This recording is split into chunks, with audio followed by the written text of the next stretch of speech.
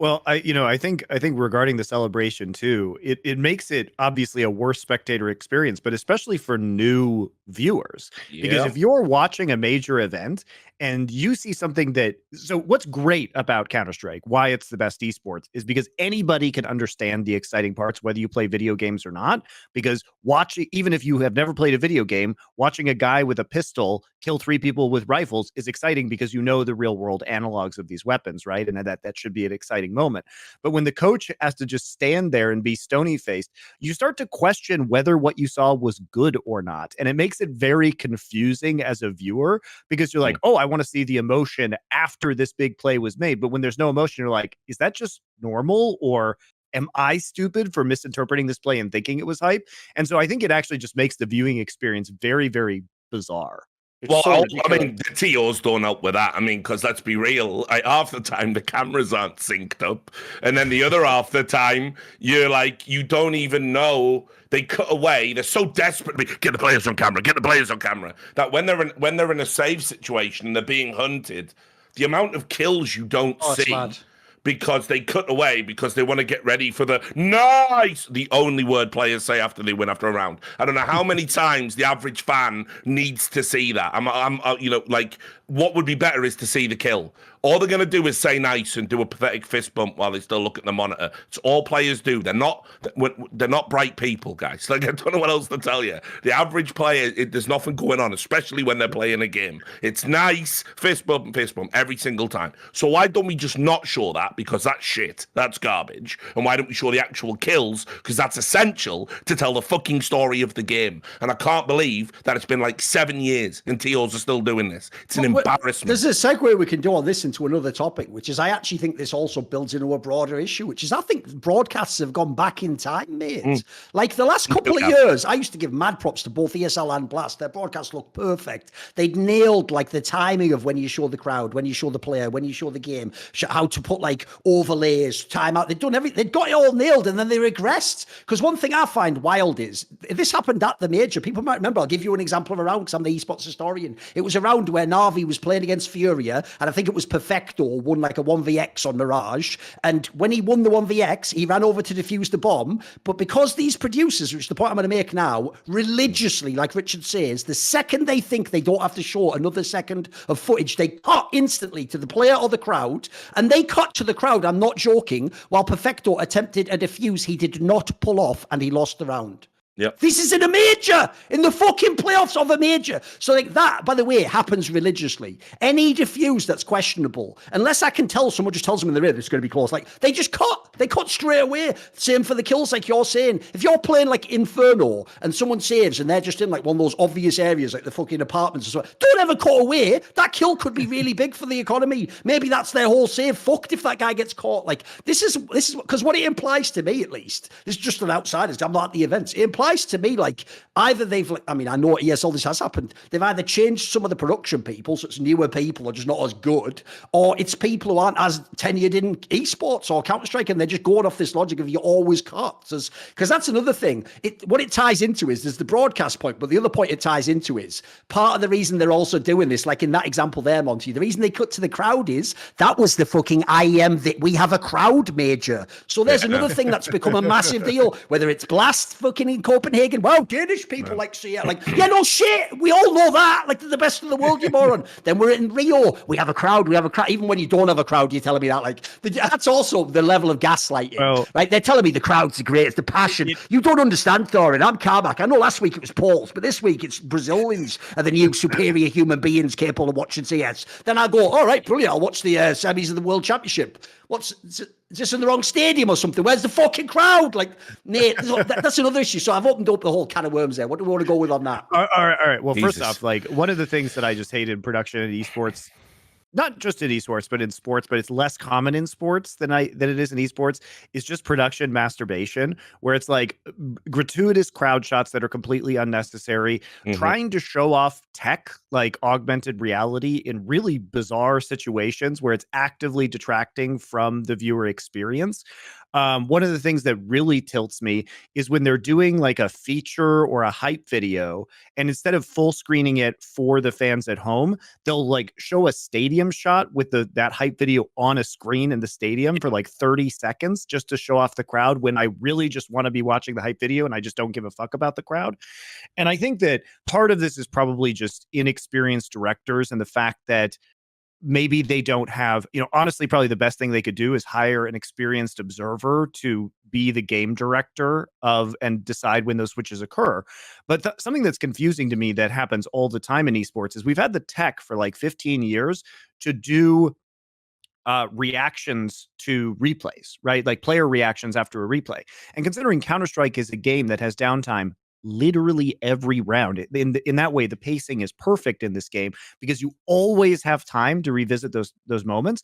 You should never really, in my opinion, you should never really be cutting away from the action, because you always have the option, if there is a good reaction, to then show the replay with that reaction at the end, right? You don't need to catch it live. What you need to do is capture the game live, because there's always, in the CS, there's always going to be that opportunity to bring it back with a reaction shot. You know what I mean?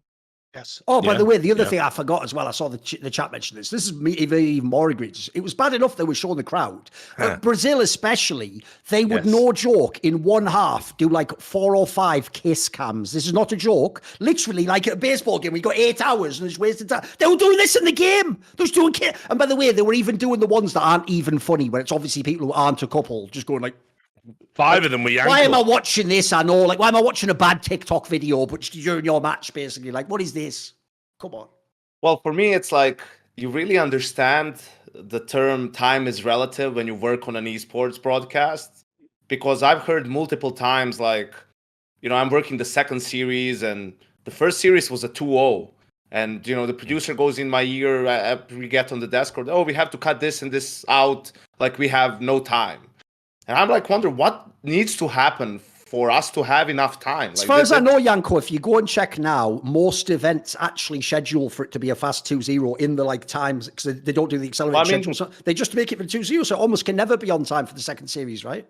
Like ESL gives 3.5 hours between series, always at their tournaments, right? Like I see that Blast now with 4 best of 3s, they give 3 hours, which is we were just talking about, that a series can go potentially for 4.5 hours even, right? So it just depends a little bit on luck, how the series go, whether you are lucky with some stomps, whether you get into overtimes and whatnot. But for me, it's also, there were times at different tournaments where I feel like a trained monkey or a seal could do what I do.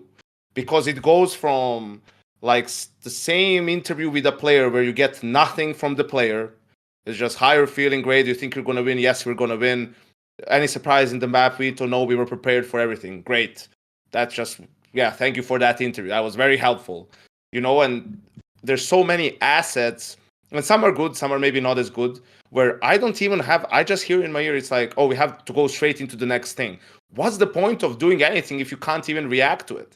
It's like, a player may say something outrageous in an interview, right? And I have to just stand there and wait for the host to throw to whatever it is, like the next thing that we have. For me, it was just mostly from not just myself, but some of the talent trying to kind of change the run of show a little bit so that we have more time just to showcase our, and just like talk, just react to things, right? And have a little bit. Task is easily the weakest part of almost any esports broadcast I've seen. Almost like across the board in every esport.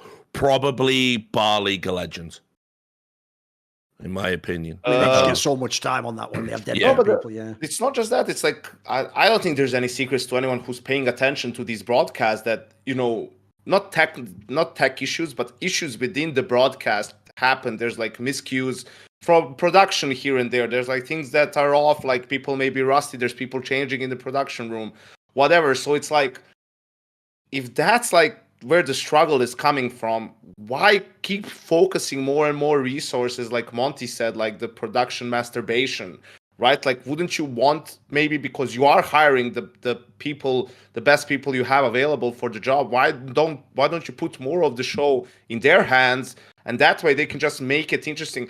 Like, for me, it was funny when it was Pro League like a season or two ago, that the two most talked about segments, and in terms of like production or whatever, were when there were tech issues. So people just had to fill, right? One of it was with casters, and one of it was with the desk from the other shift, right? So it's like, there you go. It's like you just can give people a little bit more freedom, right? And you can create cool stuff. I mean, I always reference the inside the NBA crew. Like, yes, you have, of course, great people who understand the game of basketball and, you know, champions and MVPs and whatnot. But that show is so watched because of the chemistry between the guys, right? And sure, you get insight on basketball and analysis and all that stuff, but you also just get pure entertainment and you laugh your ass off, right? Because of the relationships between the people on that desk. And to achieve that, you need people who have chemistry, or they're allowed to build chemistry between each other, and they need to have,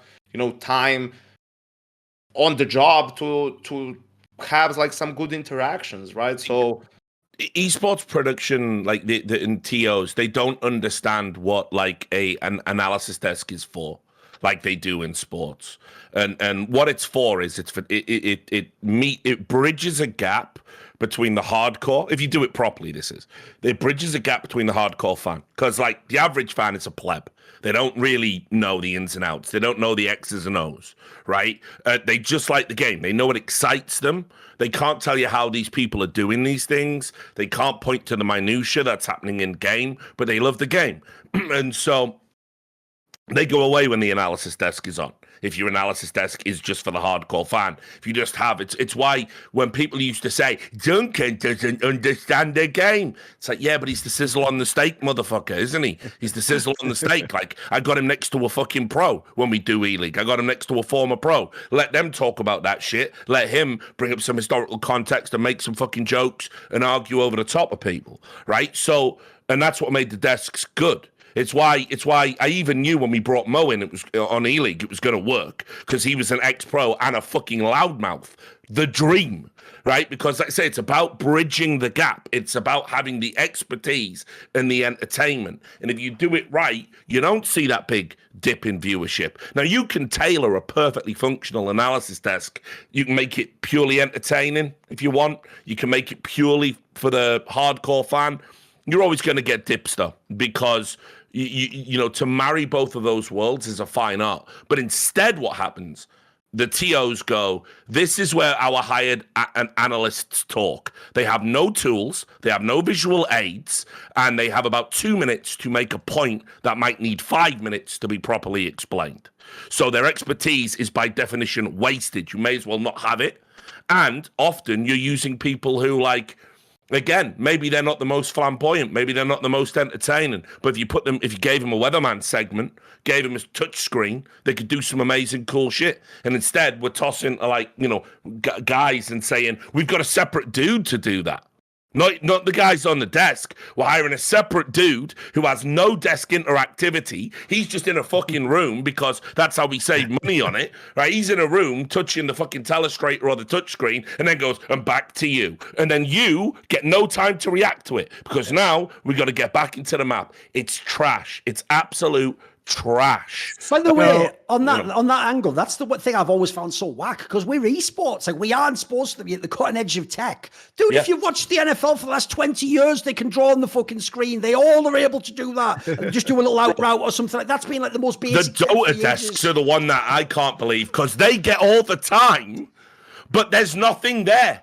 Because it's literally like the host. I don't know, man. You talk about the worst desks at esports. I think Dota has the worst desks at esports. Yeah, no, and they're it's so not boring. Holy moly! moly! Talking about it's because they only know what they're talking about. Yes. And don't get me wrong, man. It's like Jenkins is like Jenkins and Effie, like. Yeah, Jenkins and Effie, and I like when Cap does a desk as well, you know, and Lyrical's good for this too. And like, I'm talking about people that know what the fuck they're talking about and can jazz it up a little and like just put a veneer on it. There was hardly any of that in Dota for years, and they would just sit there and it would be like, well, you know, by picking this player, this hero, he countered that hero, and it's just a static shot of them talking for 15 minutes without interruption from anyone about this minor point in a draft. craft. And it's like, it's the complete antithesis of what we have in CS, where it's like, you're talking and then production go, we've got to throw the stunner because he's got to do the DHL man of the match. And it's like, no, but like, if you let me build a point and then we bring it in, I'll link it and it'll look really cool. And Stunner will get to say, oh, and speaking of that, this guy had the most AWP kills on the server. It's a DHL man of the match. It's not organic. You don't get from point to point in an organic way. We've got to cram all this shit in like an 8-minute segment. And it's just really bad. Well, it's especially bad in CSGO.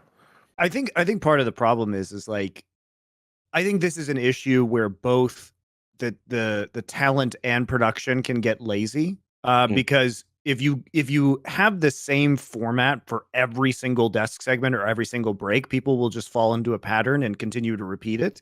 And I think part of the problem is that talent need to come up with their own little games to play on the desk or alternative things to do. And I think the problem with production is that production often doesn't want to entertain ideas from talent, in my opinion, because it requires them to solve a problem on the fly, which they really hate doing if they're lazy. Now, there are obviously some great producers who I've worked with that can turn things around almost instantaneously and actually do react very well. But you have to really prize those people, and they have to be pushed, I think, by the talent who say, hey, we want to do a skit, or we're going to do this little game that we play, and we need you guys to track along in this particular fashion. I think the other problem is that you don't necessarily want to do in-depth analysis of every game. At least with Flashpoint, we would create skits or documentary features, and if it was a fucking boring game, we would literally kill the entire analyst desk and just put that on between maps because it was more interesting. Like, why should we waste everybody's time by showing, like, doing a breakdown of this garbage one-sided match when we can show you a human interest story of one of the players that's involved, of the team that's stomping the other one that's the huge favorite, or we have a funny thing hooked up for you where we do some very surface level analysis, toss it over to a skit that we have pre-made, and then that's a more entertaining segment, right? It needs variation, and I think that's one of the biggest problem with esports desks right now is that people are not putting the extra effort in to create alternative options, or they feel like they're locked in to the exact same format every time, where sometimes you just want a telestration segment and no desk, or like a telestration segment with the desk talking over the top of it and like a 2-box on your screen. So I think honestly that problem is really just a talent and production simultaneously being lazy problem. Yeah, and look, just to wrap up this, 'cause it's probably a minor gripe. I mean, like, I think the broadcasts suck for a million reasons, and the analysis desk is obviously a pet peeve of Yanko's because he's criminally underused, same as Maniac. Like you CS:GO right now has some of the best analysts it ever has to choose from. And we don't give them the tools to do their job, and we don't seem interested in giving them the space to do it. But, look, Americans do lots of things wrong. They can fuck up a wet dream by and large. But the reality is they do sports desks better than any other sports broadcaster in the world. Let's get people sat around a table. Let's get fucking people, having branded mugs. Let's get a dynamic 360 camera that can move around them as they're making their points to add emphasis. And let's stop this nonsense on desks of where Pimp makes a point, Maniac makes a point, host asks a question, Pimp makes a point, Maniac makes a point, argue with each other, motherfuckers. And it's like, by the way, I know the guys want to do this. I talked with Pimp and Maniac about this recently. They want to do it, but the problem you've got is if you get into a really heated argument, there's no time. There's no time for it to have a conclusion. Always the time. It's insane. Yeah.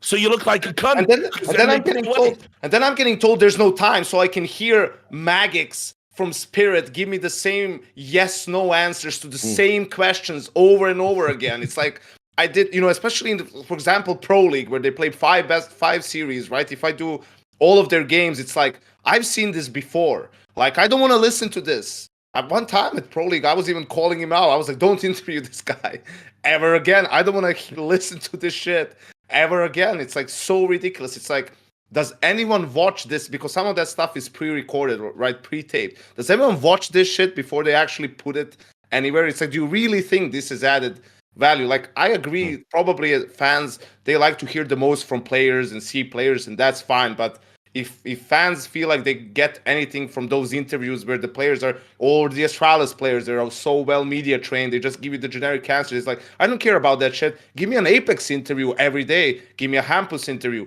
every day. I'll listen to those guys every chance I can get, because they give you some real Here's the stuff. thing. Oh, wait a second. Someone that is he back? Wait a second. Yeah, I assume on his camera's working. Here's the other thing as well, Yanko. I'll tie it into what Richard just said there.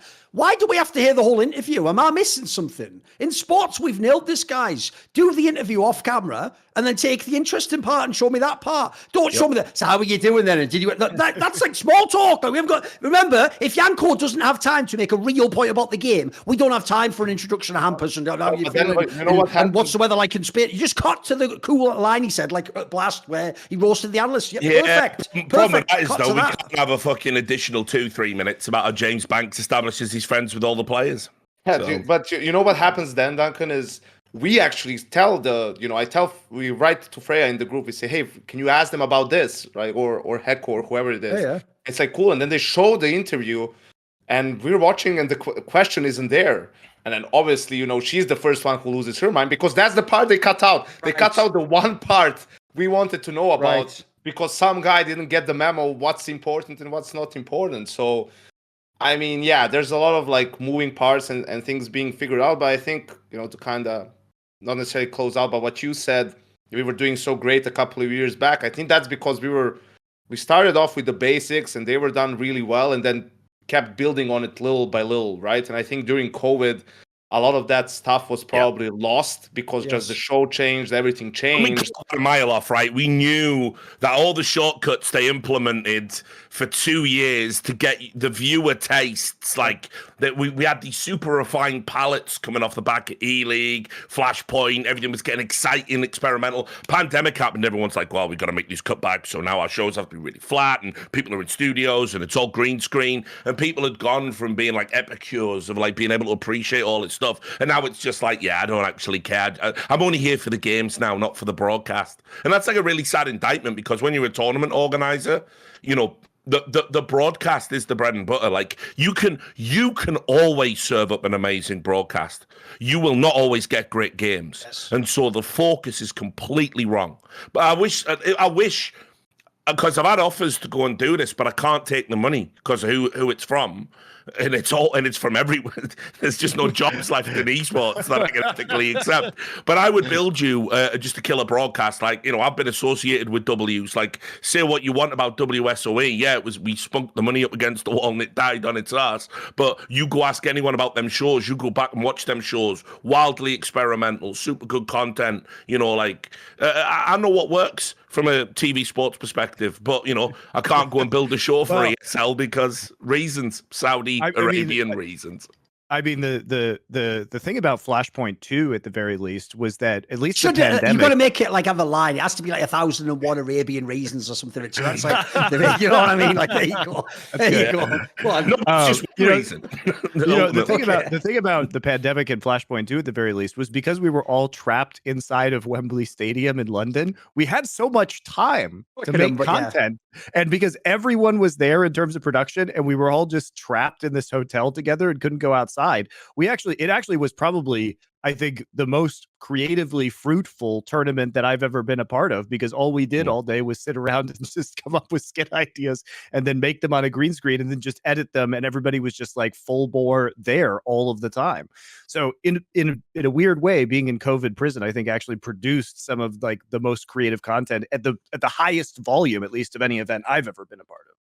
A little point to make, and it can either be, you guys can jump in as well if you have a take, or it can just be an indulgent little mini rant from me. So basically, that point I made earlier, it began, let's be real, it wasn't just ESL now with Rio. That was telegraphed, that was coming. Yeah. But in my opinion, it really began, you have to wind the clock back to Carmack with Katowice, which he has his own obvious biases and idiosyncrasies as to why he would big that up. Spoiler, it's another example of people selling you a false bill of goods. The reason they went to Katowice, to the Spodek Arena, a fucking like 70s Soviet venue that does not host massive events, it's because it was very cheap and they were getting it like for free from the city. And there was all these other reasons why it crushes the margins and lets you just do an awesome event. And because by the way, all the downsides are fine. They're even positives if you just don't sell me a false bill of goods. Like, for example, here's why you can guarantee you'll always have the people who are going to fill the stadium up there, because they used to run on a capacity model where it was free to enter as long as you didn't mind if you got in now or had to wait in the queue. By the way, these are all brilliant solutions to problems esports has. I'd much rather have that than have all those IEM San Jose's where you're seeing stories on Reddit like,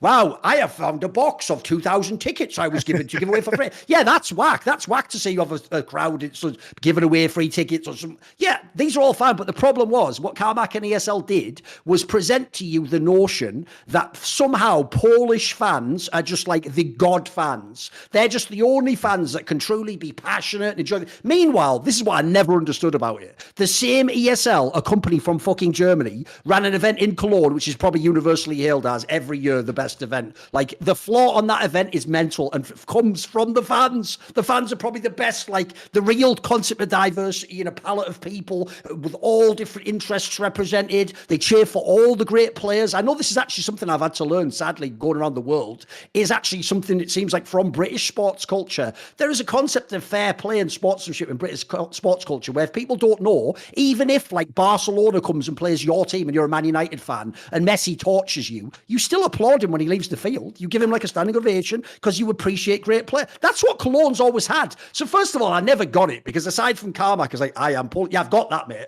I've spent the last 15 years trying to deal with that, but okay, we've got that part. Then it came into Blast, and I get why Blast were doing it because suddenly they had their own home crowd. They had the Copenhagen, the Royal Arena, which was the one they'd been building up the whole time from years and years and years since we first did that first one, Yanko, in like 2017. It was all about that Royal Arena. And obviously the dream was have Astralis there, have all these Astralis fans, and have this crazy fever pitch home crowd environment. I get all that, and it has its own benefits, right? But the problem was this Brazil one, to me, just took that to the ultimate level, where it really became, I'm not exaggerating, you have to watch the broadcast. You can't, if you're at the event, you're going to think we're complaining for no reason. So there's two things I want to say. One, I totally get why the talent at the event can't stop going on about it, because it is an amazing once-in-a-lifetime experience for them. It's some crowd they've never experienced before, or they're seeing like sports, like football chants, where before, you know, maybe someone would have a sign and they'd wait for the right moment. No, they're seeing this organic. I get why you're loving it. The problem is this. If we're going to brag about the viewership of CSGO and we're going to go, we had 1.2 million people.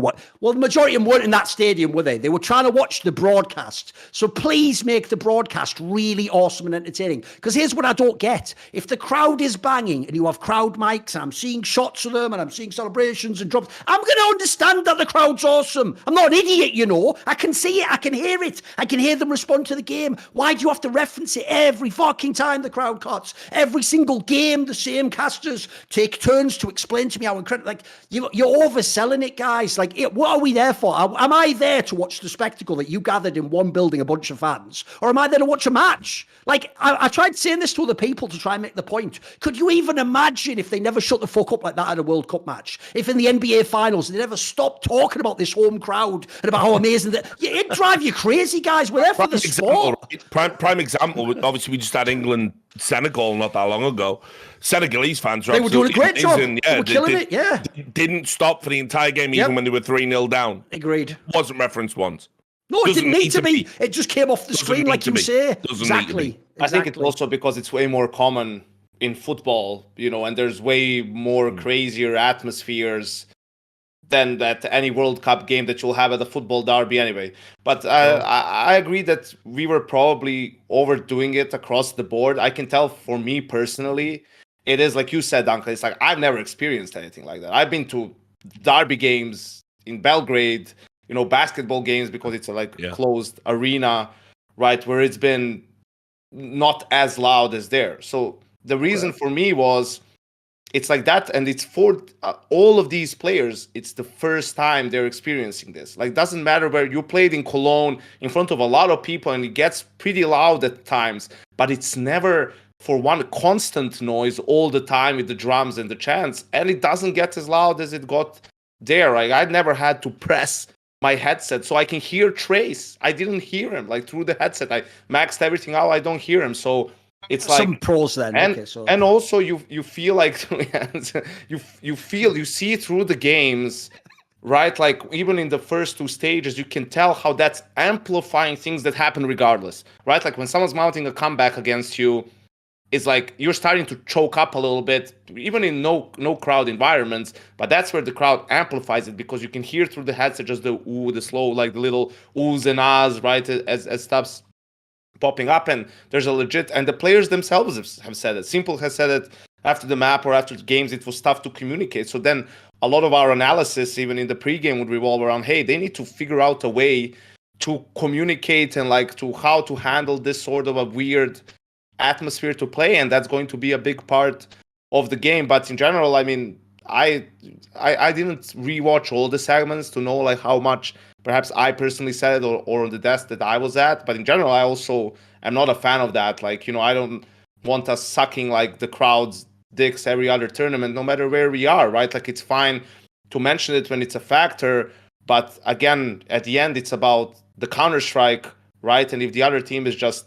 better, like we saw eventually with Heroic and their T side or Nuke against Fury, it's like crowd ain't gonna do shit for you. Like if you're sucking in, especially if you start losing, that's the reality of things. It's just the easy thing to do, and unless you have a really you have a very cohesive agreement and through line with your production and your casters and your talent, you're not going to get the storylines. Like, so that hypes people up, they're going to go back to the crowd because there isn't an overarching directive of let's focus on this player or let's focus on this storyline and let's return to this storyline that we're trying to hit. It's just like, oh, look at the crowd again. And it's because production will cut to these crowd shots, or they will devise these interview segments with like interviewing a fan in the audience, which are, I fucking hate them. They are my least favorite parts of any broadcast. Is like interviewing fans, unless you have a very, very good reason to do so. And also, by the way, just done really badly. Like CSGO is the game where it's notorious. You ask the question, so how do you think about, are you spotting Team Liquid? And the guy goes, sorry, what? I didn't hear you. You're like, I cut the segment, just fucking cut it already. Like it's over. It hasn't started. But you really need to like hammer home, the storylines of the tournament, because ultimately, at the end of the day, if you're trying to mint fans and get them emotionally invested, going back to the Brazilian crowd for the 100th time, being like, look at this crowd, does nothing to make people watch the next event, but saying, wow, look at this orgless team and outsiders who's suddenly doing super well, even though they lost one of their core players to Team Liquid. Saying that over and over and over again and emphasizing that success does drive the hype, does drive the narrative, and does drive people to be fans of these teams for the long haul. By the way, you've just even reminded me of something that actually triggers me, because since it didn't happen, people don't even notice. It's conspicuous to me in its absence, but no one else. If people don't know this is real, during that major, you remember this, Richard, they were saying this major was going to be the biggest ever. That was like something I think ESL themselves even implied, going to be the point I make. The crowd pandering, it seems like a minor gripe on the surface. It's actually very malignant in terms of what it is doing perceptually to our sport. And that is that I'll give you the example, and then we'll revisit Rio in just a second, everyone's favorite major. I saw people saying Australia should, Sydney should get a major because remember how good the crowd was when we went out there. Remember when they were all drinking beer out of a shoe? By the way, that also can't be the barometer for how good a crowd is, whether alcoholic beverages being consumed from fucking like wearable clothing. You know what I mean? Like, we've got to have a higher standard than that, surely. Yeah. Now, look, right? So it's like, the Australian crowd was very good.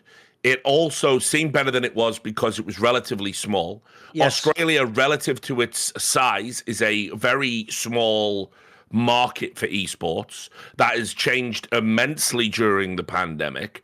There are loads of travel restrictions still in place, loads of issues around COVID protocols, and also infrastructure-wise, it's a bit of a nightmare just to have like all the shit you need to run a flawless long LAN tournament from start to finish.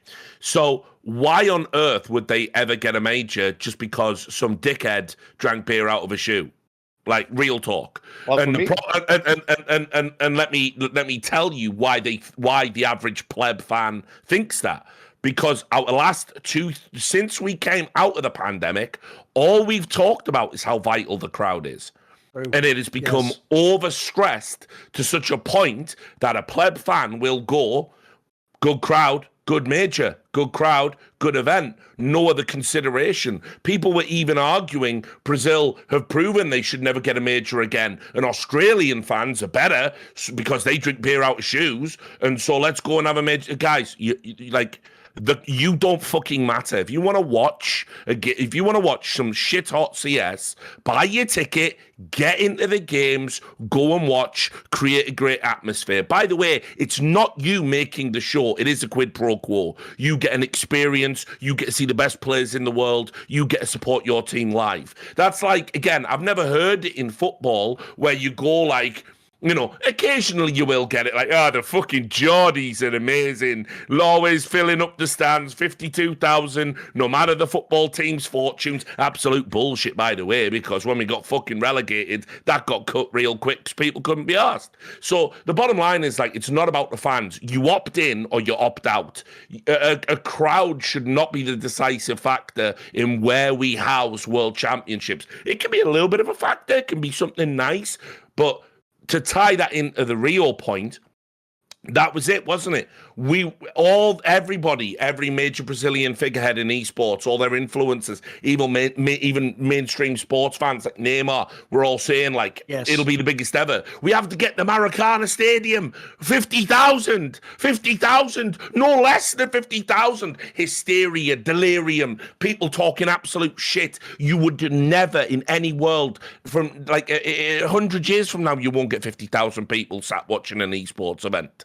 Like, outside some very limited parameters. So the idea that they were going to do that was nonsense. But everyone bought in because, hey, best crowd, best event, blah, blah, blah. So it has actually become a toxic element in how TOs make decisions around our tournaments. And it's no wonder that so much of the broadcast is dedicated to shit like kiss cams, which, by the way, anyone who's been to a baseball game, they do kiss cams at the start to ease you into the experience while everyone's having a fucking beer and a hot dog to keep you entertained while you're waiting for the game. You don't do it like he's in a homer and it's going over. It's 300 and it's long and up. Two people are kissing over there. Let's zoom in. Fuck off, mate. So, yeah, like, TOs, the fan pandering, it shows an insecurity about the product. It shows they're terrified. What happens if we don't make the experience all about the fan? Will they still buy tickets? Will they still buy merch? Will they still come? And it's like 70% of your experience should be about the people at home. Real talk. See more cool, funny, interesting clips based on topics from my content? Well, subscribe to this channel then, or, you know, be a pleb and don't.